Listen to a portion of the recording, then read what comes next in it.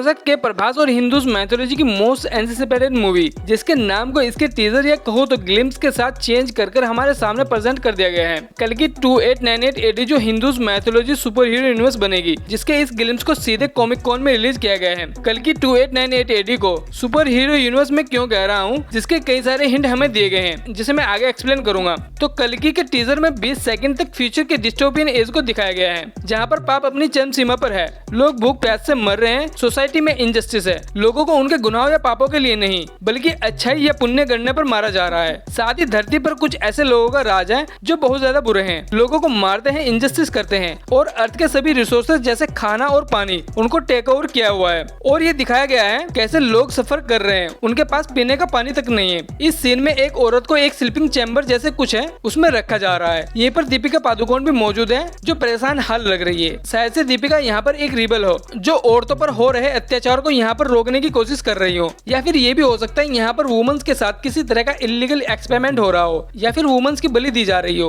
खैर, इस टॉपिक को साइड में रखते हैं और आते हैं उस टॉपिक पर जो पर्सनली मुझे काफी ज्यादा इंटरेस्टिंग लगा। जैसे यहाँ पर एक रोबोट दौड़ता हुआ आया, यहीं पर शिवलिंग भी रखा हुआ है और साथ ही अमिताभ बच्चन का कैरेक्टर अश्वत्थामा जो ऐसा लग रहा है एंशिएंट टाइम से यहाँ मौजूद है, बिकॉज अश्वत्थामा के आसपास जाले लगे हुए हैं जो खुद को किसी कपड़े से लपेटे हुए हैं। गौर करने वाली बात तो यह है, कल्कि के मेकर्स ने यहाँ पर डिटेलिंग को काफी ज्यादा ध्यान में रखा हुआ है। ऐसा नहीं किया जैसे आदिपुरुष के मेकर ने आदिपुरुष मूवी के साथ किया था। यहाँ पर कल्कि के मेकर्स ने डिटेलिंग को बहुत ज्यादा ध्यान में रखकर इस मूवी को बनाया है। जैसे कि ये वही गुफा है जहाँ पर शिवलिंग रखा हुआ है। महाभारत युद्ध से पहले अश्वत्थामा के माता पिता गुरु द्रोणाचार्य और माता कृपी अलग अलग स्थानों पर घूमते हुए हिमालय पहुंचे, जहाँ पर उन्हें तपसा नदी के किनारे एक दिव्य गुफा मिली जिसमें एक शिवलिंग रखा था, जिसकी वर्शिप करने पर भगवान शिव ने गुरु द्रोणाचार्य और माता कृपी को एक लड़का होने का वरदान दिया था। और चूंकि कल्कि की कहानी 500% की नहीं बल्कि फ्यूचर में टेक प्लेस करेगी, इसलिए अश्वत्थामा यहाँ पर अपने फ्यूचर वाले अवतार में होंगे, क्योंकि उन्हें पास्ट में श्री कृष्ण ने श्राप दिया था मणि के लिए जो उनके माथे पर मौजूद थी। श्राप के अकॉर्डिंग अश्वत्थामा 3000 साल तक जिएंगे, जिन्हें कोढ़ की बीमारी होगी, जंगलों में भटकेंगे, कोई उन्हें आश्रय नहीं देगा और मौत की भीख मांगेंगे, लेकिन मौत नहीं आएगी। इसलिए अश्वत्थामा ने मुंह के साथ साथ पूरे शरीर पर कपड़ा लपेटा हुआ है।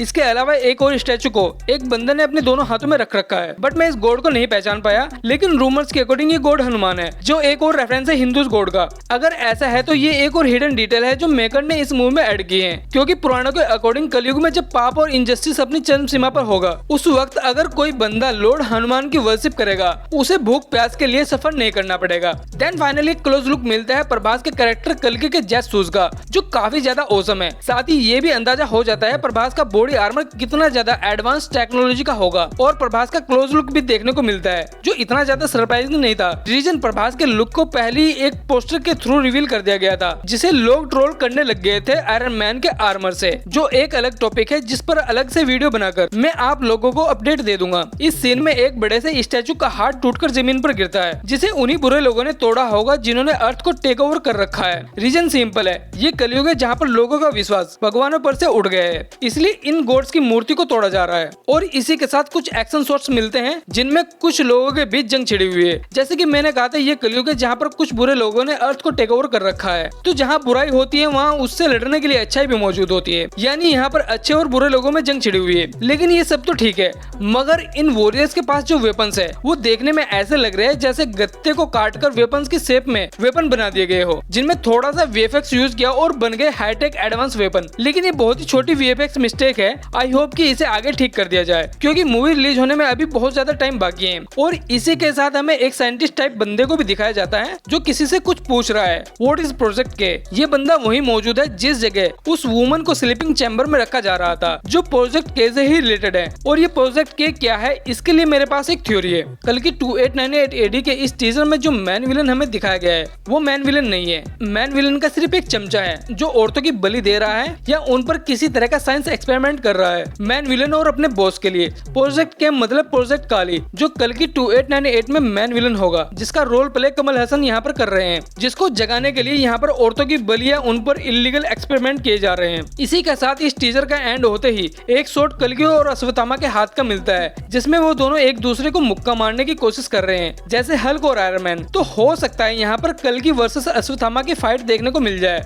तो जैसे कि मैंने कहा था, ये movie Hindus mythology superhero universe का पार्ट होगी, जिसके कुछ हिंट दिए गए हैं, जैसे लॉर्ड हनुमान भगवान शिव, जिन पर कल्कि मूवी हिट होने के बाद जरूर मूवी बनेगी, जिससे ये एक सिनेमैटिक यूनिवर्स बन जाएगा। नाग अश्विन जो कल की मूवी के राइटर और डायरेक्टर है, उनका मानना है हमारे पास हिंदूज मैथोलॉजी कॉमिक है जिन पर हम सुपर हीरो मूवी बना सकते हैं, जैसे कल की भगवान विष्णु का 10वां अवतार जो प्रभास के अकॉर्डिंग कॉमेडियन सुपर हीरो होगा, और आगे हमें लॉर्ड हनुमान और भगवान शिव पर भी एक मूवी देखने को मिल सकती है, जिससे ये यूनिवर्स एक एस्टैब्लिश यूनिवर्स बन जाएगा। वेल तो भाई लोगों, इस वीडियो को यहीं पर रैप अप करते हैं। आप लोगों के पास अगर कोई थ्योरी है कल की मूवी से रिलेटेड तो मेरे साथ जरूर शेयर करना, कमेंट बॉक्स खुला हुआ है। और हम मिलते हैं किसी और वीडियो में किसी दूसरे टॉपिक पर किसी नई उम्मीद के साथ। जय हिंद।